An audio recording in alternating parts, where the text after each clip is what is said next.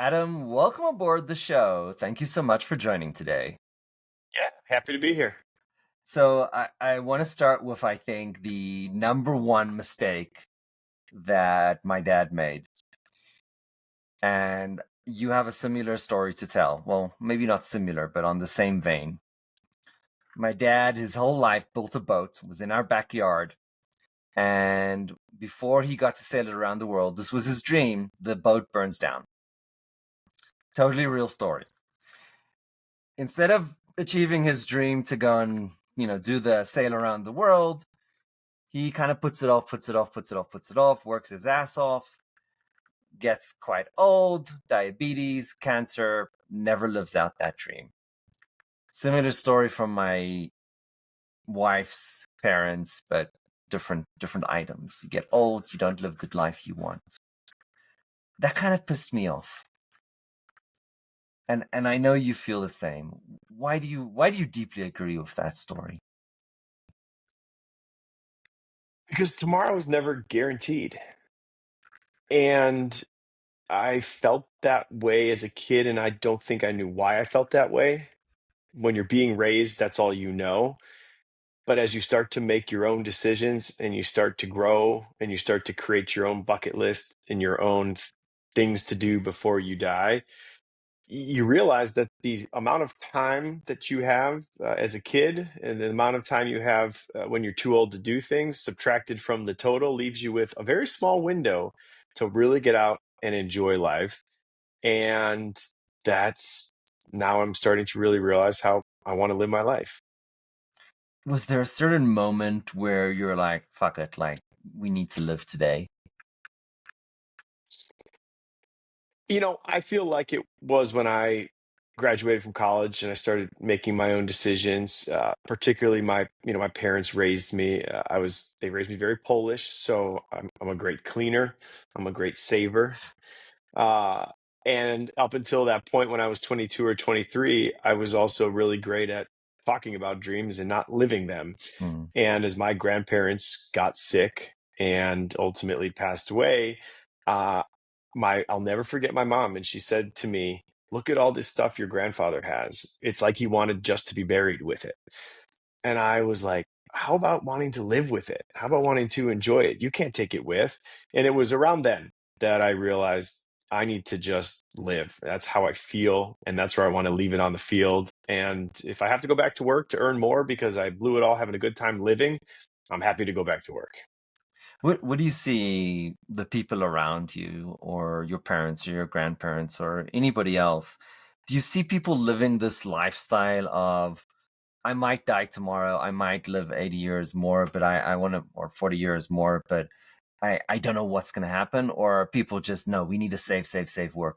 What's your experiences been? I think we're a very afraid society.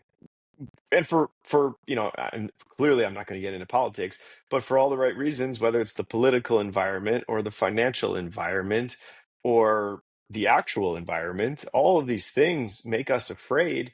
And as you look at different generations, we are trained to be afraid by those who came before us, who fought in wars or lost things. So the fear is very real, but then it becomes overwhelming, and it's how we live our lives is simply just shrouded in fear, trying to save ourselves with bank accounts or savings accounts, trying to save ourselves by not going on that trip or not getting on that airplane or not taking that chance or not getting outside our comfort zone ultimately.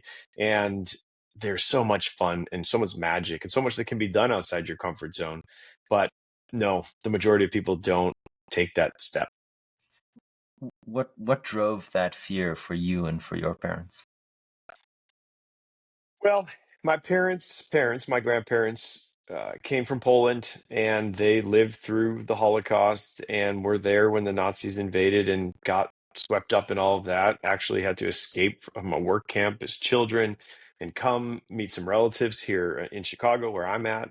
And so clearly, surviving that ordeal was something that they passed on to my parents, who then passed it on to me, which is very different because I while I've heard the stories and I've listened, sat on his lap and listened to those stories, I was born here, and this is very different. I was born in the suburbs of Chicago, and so my story isn't traumatic and it doesn't have enormous inflection points, but rather an evolution of what would my ancestors, what would they want me to be doing? How would they want me to be living? Did they do all that, go through all that with the hopes that a better life awaited and I could do great things and live every day? You said something that reminded me of my favorite quote as a kid. No joke. Dream as if you'll live forever, live as if you'll die today. Uh, could be aggressive at times, but you know what? I love it. And so I guess for all the things that they gave us, that's how I'm going to live.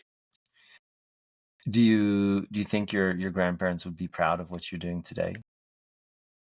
They would be proud. They would be a little scared. I'm taking chances like maybe they would never have taken, but they would be proud. And I do have one grandmother, not from Poland. She's from Mhm. here. But she's in her late 80s. And every time I see her, she just couldn't be more proud. And that's nothing melts your heart more than when a grandparent is proud of you. It's it's probably the only thing that can make me cry. Unfortunately, my grandparents are dead, but the last one was really a heart wrencher. The You said your mother, you scared the shit out of her. Why is that? Well, because I think in a way, right, she did her best and she raised me and she worked her butt off for all those years. And for me to leave the nest and then suddenly start taking chances, it contradicts, the wear your helmet, look both ways, and is there a parent home at the party? Those are the things I remember as a child. But it's kind of like, Mom, I'm throwing my own party now. And so you Yeah. taught me how to throw a good party. But if I'm going to throw a party where I let a lot of people in and we stay up a little too late, well, you taught me how to survive that party, but I'm still going to throw that kind of party. So she's proud of me, but she's got that cautious optimism thing. I appreciate the context. What specifically are you doing to piss her off? We all want to know, though. Oh, I mean, I am staying up too late, and I do enjoy throwing a literal good party. My wife and I just turned 40, and so of course we threw two parties. Her birthday's a month before mine, Nice. and for her party, we rented out a venue and brought in a DJ from our wedding and had an ice luge that delivered you espresso martinis. And so while that was overwhelming for my mom, and I let my kids come and stay up till 10 o'clock so they could be part of the party. And then 2 weeks later, I flew 30 friends to Key West so that we could keep the party going for mine. Those are the type of things that makes a mom go, did I raise him right? But here I am on the other side of things, and I did it all responsibly. So she can be proud of me. So, you kids, how many kids do you have? I have two little girls. Two little girls. Okay. Um, we, and I say myself as well, on the heels of the Holocaust. We also went through 9/11. Our kids didn't have either of those experiences, and they didn't get to meet the grandparents, at least not in my case. Are they living in a kind of a different conception because of that didn't go through those experiences? Do you feel that you need to give them a little bit of that fear or cautiousness, or are you absolutely glad that they didn't go through those experiences? Well, they obviously are, right? And I enjoy, and I will not claim to be any type of expert, but I enjoy learning about generations Mm. and how the generations switch and how they were formed and how we ended up because of that, right? And it's obviously there are arguments about what are their key factors, but clearly technology, politics, geopolitics, and then the economy play into these things. Um, and so what I'm living is different than what my parents were living and their parents and so on and so forth. So now with children of my own, I'm not naive enough to think that they won't have their own evolutions in politics, technology, economy, weather, all these things that form us. So am I happy that they didn't live through some things? I guess sure. But I know they're going to, and they're going to have to, and it's going to have to define them. So I'm just cautious to figure out what it is, and I'm going to go through it with them too. But at the same time, I'm into history and I enjoy that. And I took my kids to New York City and I Mm. brought them to the 9/11 memorial and I explained to them what had happened because it wasn't that long ago. And so they understand that the world is a big place and things will happen and what it is that defines them. we're going to figure out together. Yeah. On the one hand, I feel that my kids are living in a very blessed environment and they are just privileged based on the fact that they didn't go through hard experiences. But as you say, on the other hand, I'm grateful for that. But I do want them to get that perspective of, history repeats itself, and we need to learn from, if not our own mistakes, the mistakes of our nations that have come before. What is that? What does that kind of translate into your parenting philosophy? What are your hopes and dreams for your two daughters? What do you wish for them?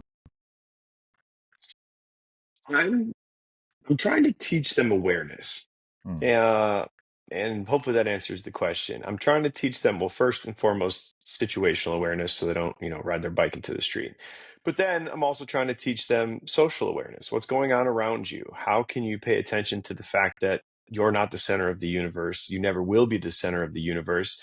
And it's okay to exist in the universe and be ultimately very successful and happy. But the more aware you are of what's going on around you, the happier you're going to be because you can let the bad stuff go. You can be cautious.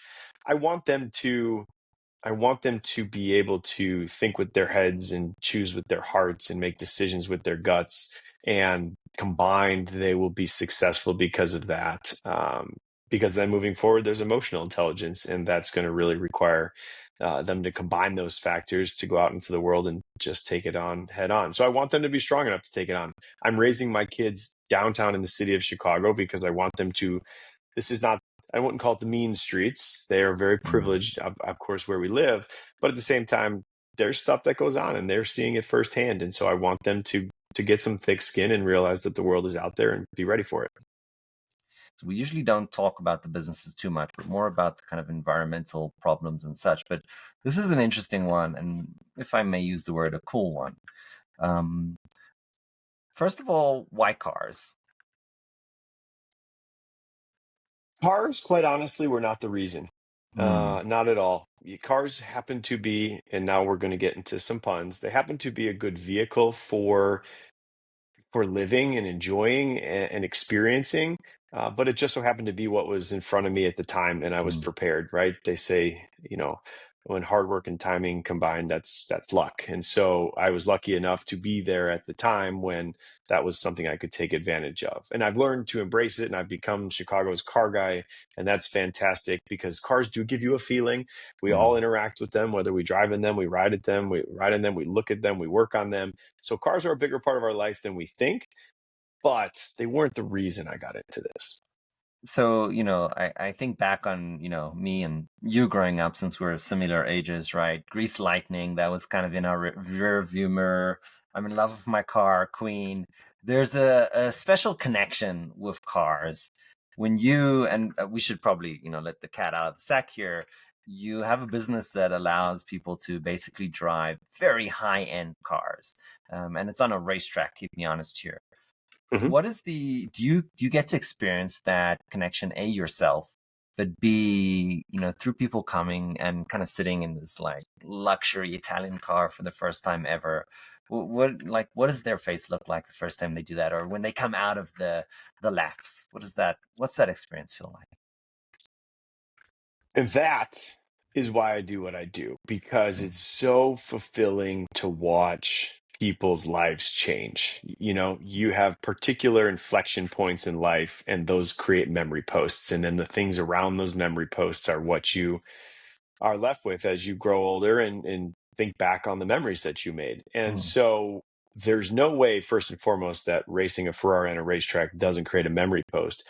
But the cool part about it is that so much of what we do and so many of the customers that we see are there with purpose because it was mm, given as a gift by someone who loves them and knows they've had been talking about Ferraris for their entire life or had a poster of a Corvette on the wall as a kid or was in the back seat of their dad's car and what is that? That's a Mustang GT. All this type of stuff. That's who we entertain. And so to see them see it in real life, then be allowed to touch it and drive it, and then get out and go tell their friends and family about it and share those memories.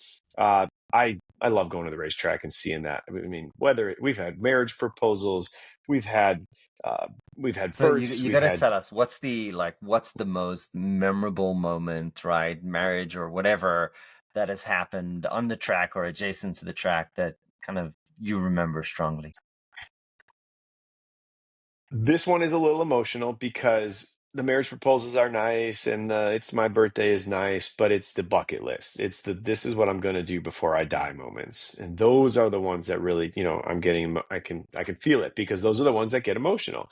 And I've had plenty of people with cancer or older age, and they say this is what I've got to do. And then I hear from their family after they pass and say this was the Oh, second to last thing they did, and here's the story. And because of you, and I'm not taking credit or promoting the brand, but because of what we have here, I'm more at peace with it because I know how happy he or she was, before they left. We even had one couple who met at one of our experiences. They drove the cars together. They ended up getting married. Unfortunately, down the road, he got ill and he passed away. oh no. And so she came back to the racetrack with his ashes and at 140 miles an hour threw his ashes out the window of a Ferrari just because she Oh wow. wanted it to be back where it started. And I was like, holy cow, there's no way I could top that. So, and that's just in the last couple of years. And we've been doing this for almost 15 years. So the encyclopedia I have of things like that is phenomenal.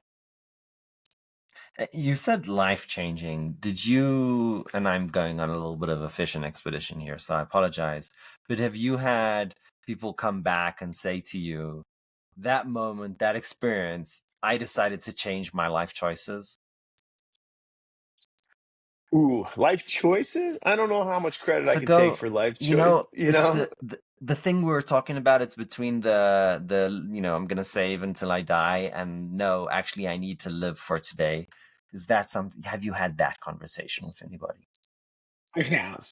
Actually, and that one goes all the way back to the beginning. I'll never forget this doctor showed up. Yeah, And sure, doctors are successful, yeah. but he had just been saving and he had kids who he needed to put through school.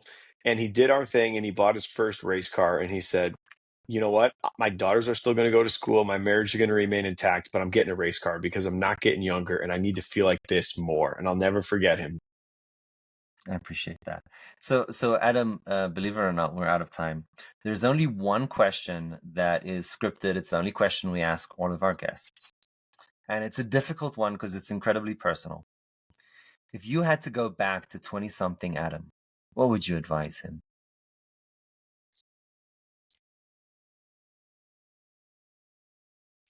Just do it. Just do it, I was 20 something when I started this business, when I started changing lives and when I decided to live every day. And so if just don't have any doubts, take chances and remember that all the magic happens outside your comfort zone, all of it. Adam, thank you so much for coming on the show today. An incredibly important message. I appreciate it. Thanks for having me.